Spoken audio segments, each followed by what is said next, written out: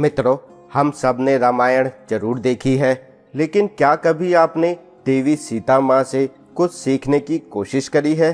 देवी सीता, जिन्हें दुनिया माता सीता भी कहती है, जिस स्त्री के कारण रामायण की इतनी भयंकर लड़ाई हुई, जिनके कारण रावण, मेघनाद, कुंभकर्ण जैसे वीर मारे गए, आज उन्हीं देवी सीता से हम कुछ सीखने की कोशिश करेंगे।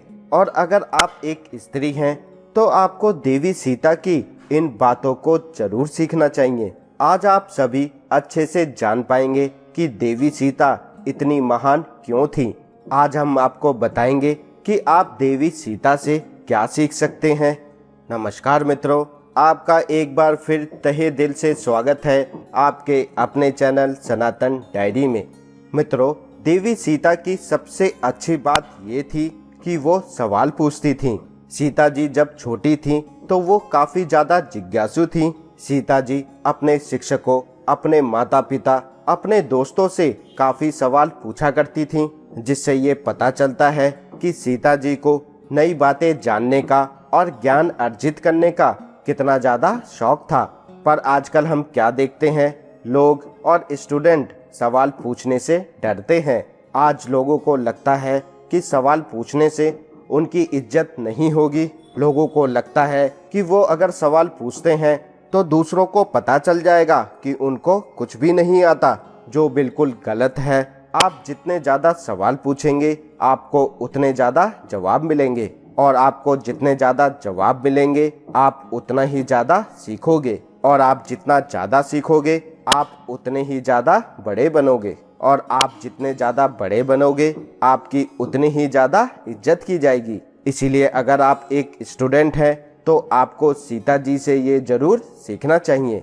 देवी सीता की दूसरी सबसे अच्छी बात थी कि वो साधारण थीं। वो राजा जनक की पुत्री थीं और मिथिला नरेश की सबसे बड़ी और प्रिय राजकुमारी थीं। पर देवी सीता को महंगे कपड़े, हीरो मोती वाले आभूषण, 16 श्रृंगार करने तक का बहुत ज़्यादा शौक नहीं था। देवी सीता ने हमेशा अपने ज्ञान और अपने व्यवहार से ही सबका मन जीता था।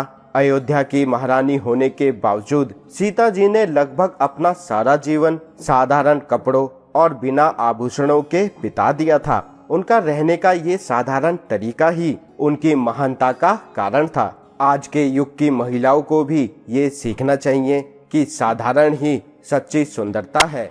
माता सीता की तीसरी सबसे अच्छी बात थी उनका पतिव्रता होना। आप इसका अंदाजा उसी बात से लगा सकते हैं कि उनको तुरंत विवाह के पश्चात ही राम जी के साथ वनवास जाना पड़ा।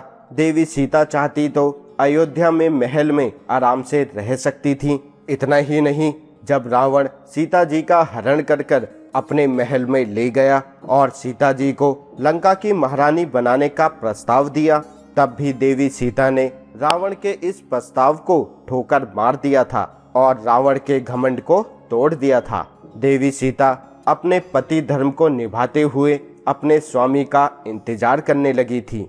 रावण के द्वारा इतना अत्यधिक डराने के बाद भी, दुनिया के हर सुख का लालच देने के बाद भी देवी सीता नहीं मानी, जिससे पता चलता है कि देवी सीता एक बहुत ही महान पतिव्रता स्त्री थी, जिनको अपने पति पर बहुत ही अधिक विश्वास था और वो अपने पति का विश्वास नहीं तोड़ सकती थीं।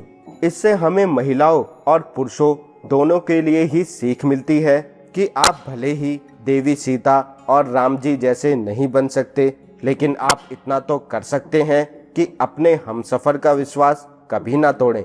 देवी सीता के पास धैर्य और इच्छा शक्ति भरपूर मात्रा में भरी हुई थी।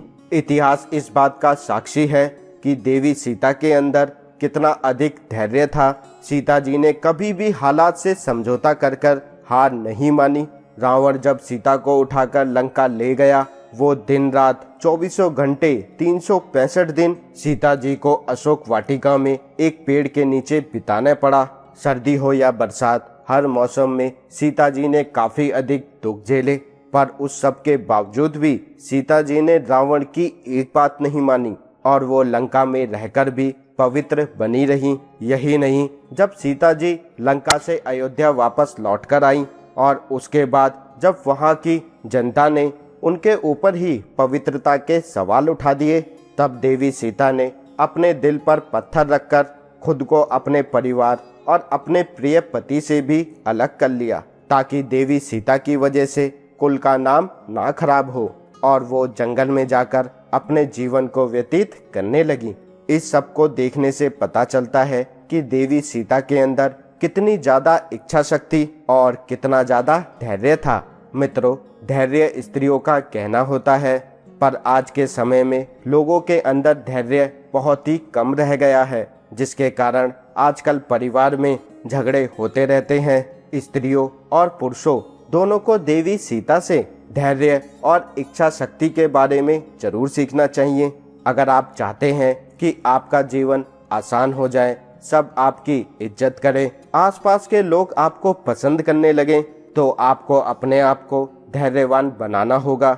आपको अपनी इच्छा शक्ति को प्रबल करना होगा और देवी सीता से कुछ सीखकर अपने जीवन को महान बनाने की कोशिश करें।